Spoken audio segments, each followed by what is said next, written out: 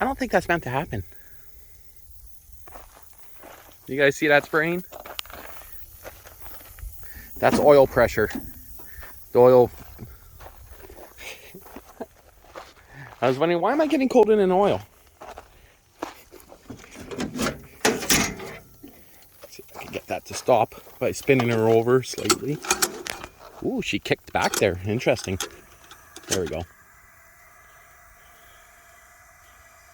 Guess she got a little hot doing the driveway.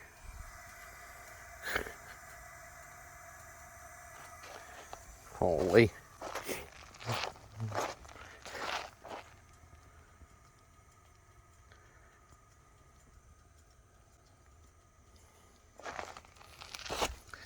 Just boiled the shit out of the oil and popped out the seal for the oil.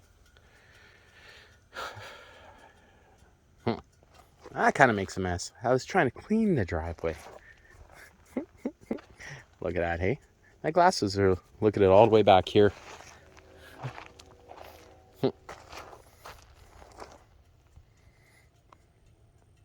Yep. A little splattered. Just a little splattered, hey? I thought it was coming out of the muffler. It just sucks. I mean, it's one way to tar a driveway.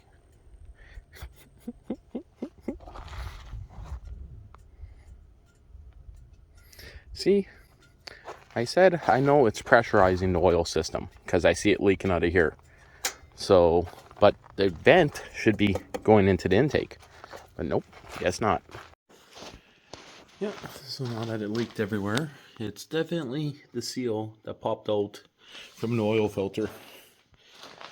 So, time for me to make a huge mess across the floor, dump the oil everywhere, and can I do it from the backside?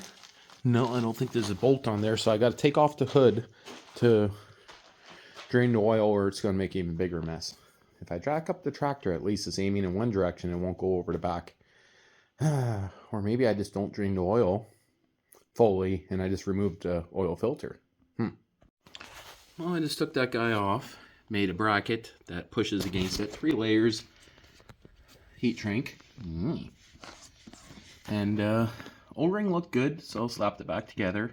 Now, as for the crankcase vent, it's like a check valve ball that must be stuck. And also there's an O-ring on a piece of plastic that goes in there, and I think that's where I'm going to start by checking. Maybe I'll drill out the entire top and put a different breather on it. I don't know yet. We'll see. So the way this works is there's this guy here that has an O-ring that goes into that hole, and this here's for, I guess, direct access straight into the intake here. And that's where it vents in straight into this hole right here, which is directly into the intake. So that's basically where all the air goes, is directly back into the intake. So as for that little piece of plastic with the O-ring, it's hollow. O-ring, 2 holes on it. Because it literally is like a air oil separator. Huh. I mean, without this in place, if you get a lot of blow-by and like the oil that was spraying, imagine if that oil just sprayed directly into the intake, directly into this hole. Yeah, she would go pretty good, hey? So that O-ring is probably important. It's a loose fit into that hole. Just double checked. Huh. That is blocked off 100% solid. So the passage that goes down into here. So I'm going to have to figure out, why is the factory bolt plugged up solid? Do I just put an air compressor on it? But yeah, so tried a few different O-rings on this guy. Again, I don't know which direction it goes. I'm going to guess like this with the seal facing out, because then it just sits on top of the stud and bounces up as it needs to. Makes sense. But yeah, that is absolutely plug solid. So now, did I ever have this bolt out for cold starts to try to put oil or anything down it? I don't believe so, but Okay, so there is a little check valve, a little ball here that was stuck inside the tube there. I shined my flashlight, you could see it in there. So the question is, how did it get, or in this one here. Question is, how did it slide into there? That is interesting. So that's definitely what was doing it. Kind of looking in here, I got to turn on my light. Yeah, it's hard to say.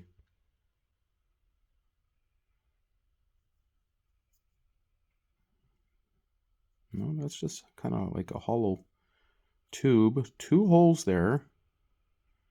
That's interesting. So this check valve, again, was stuck where the more crankcase pressure, the harder it would actually get jammed. And it makes sense there would have been a plastic pin through there to stop the ball from falling out. So what I'm going to do is find a pin to go through it, and then I'm going to shove it back in like this, and call it good enough. Okay, so I was just about to use this pin here to block it off, and then I decided just to melt it with a lighter, give it a pinch. Ball's in there, it's loose. I kind of think a spring's meant to go in there to keep some pressure, but, you know, I'm not too worried about it.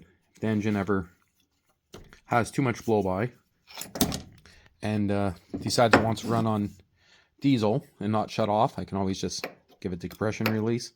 That'll shut her down, even if it is running on. So again, I had this cut. I actually had it starting to get melted in, and I'm just worried that that's going to fall into the engine, somehow end up getting sucked up through it. So I think this is the best option. Just have to get pushed into there, push down the O-ring, and yeah, just one-way valve. Simple enough. Okay, so just dump some oil in the valve cover, but don't know if I showed it, but I also made this little bracket here. That's not going to let that oil filter pop out no more.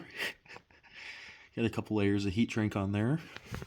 Just a quick bracket, and again, with the valve being fixed in the head, she's now reinstalled in there. I kind of pinched the O-ring a little bit, but I mean, I'm going to call that's good enough.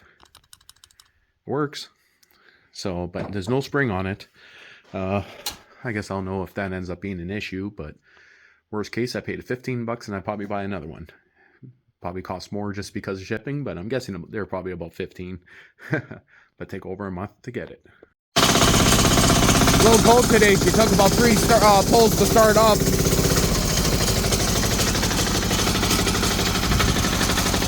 That exhaust looks a little crooked now. It's probably my fault for using it as a handle.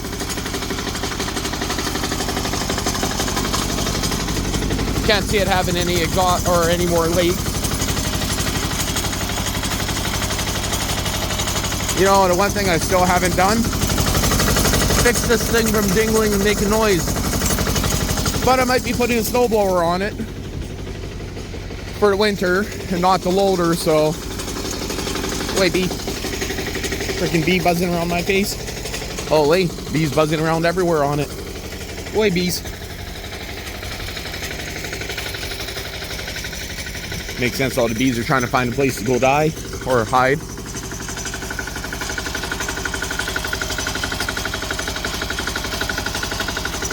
Definitely a chilly morning. Yeah, she took about 4 pulls to start. But I mean, it's like only 8 out here. Any colder, you almost need the electric start because it's pretty hard to start them in cold weather. Oi, bee. Oi, bee. Oi, bee. Yeah, they angry right now.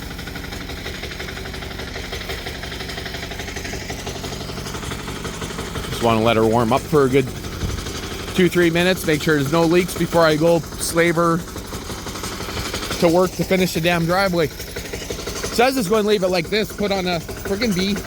Put on a chains for the winter and use it just with the back blade. But I don't know if I'll bother doing that. All I know is we can literally get snow any day now. It would melt if we got it, but yeah, definitely have got snow at this time of the year many times before. And what is today? September 5th? No, September 17th, yes.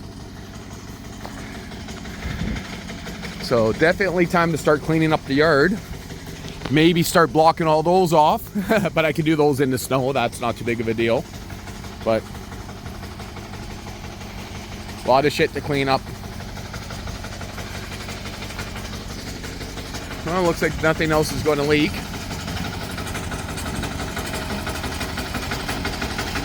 Guess I'll go run her for a bit. Well, she has been running now for about an hour, and no leaks at all that I noticed. I just noticed I wasn't recording. I was just saying it was running for about an hour now. I have no leaks whatsoever. So everything's going good on her. A little chilly out this morning, but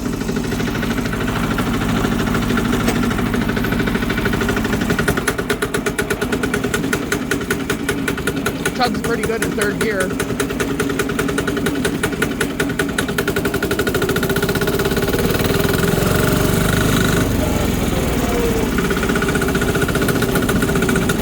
But so far everything's good.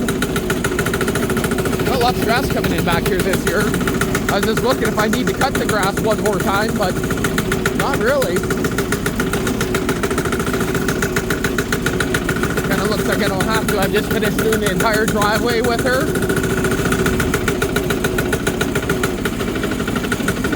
So driveway's all done. Pretty.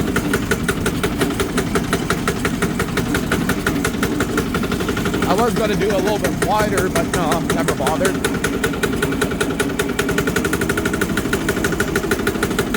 So I was going to do the rest of the driveway up into here, but I'm not sure yet what we're doing there, so.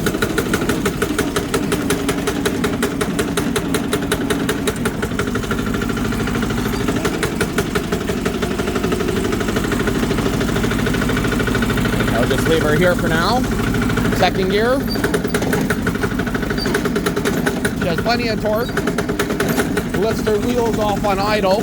Some people are wondering about what kind of power, but I do got a blade on the back. Third gear, that's a kill switch. So that's my kill switch. It's either that or I gotta pop the hood, but yeah. Again, the oil that's on her, none of that seems to be fresh. That's all old and zero hissing. The only sound I hear is coming from the neighbor that's doing his driveway. But yeah, all that again is old oil leaks. I'm looking up top, I don't see anything that's fresh. She is not pressurizing herself anymore, so I'm going to call that's fixed. It's fixed, but there's no battery hooked up, and the recoil is still kind of shitty. So now do I go on to the loader frame that I don't need during the winter, or do I work on this guy here, that sprocket. The sprocket on here, you can see it's welded right to the blower, so I'll have to grind that off, replace the sprocket. Kind of thinking of going to smaller sprockets, so because, you know, extra horsepower, spin it faster at a lower RPM. But this guy here, the steering does that, see, and the wheels don't move. So the gears are either shot or it needs a bronze bushing. So kind of thinking of doing that. Or do I get temporary power put in before the winter? So I was just thinking of getting a 30 amp wire, direct burial. And what I mean by temporary is I'm just going to route it along stuff into here, like an extension cord. Well, it seems like everything's working good on the diesel now. I've been doing laps for a while, backing down the driveway for the winter. Kind of push down the big rocks and stuff, but it works. That's all full gravel, the packer. It's probably close to 700 pounds. It's full of gravel, so gravel right to the top. So yeah, just packing her down for the winter. Of course, testing the diesel a little bit more. Still got to give her a good bath after last time, but definitely working good. So thought I'd make a video. I got about an hour and a half to 2 hours of runtime since I fixed the crankcase vent, and I'm guessing that's all it was. Just crankcase vent dropped the nugget, dropped the little plastic ball into the engine. So okay, let's cut this off for now.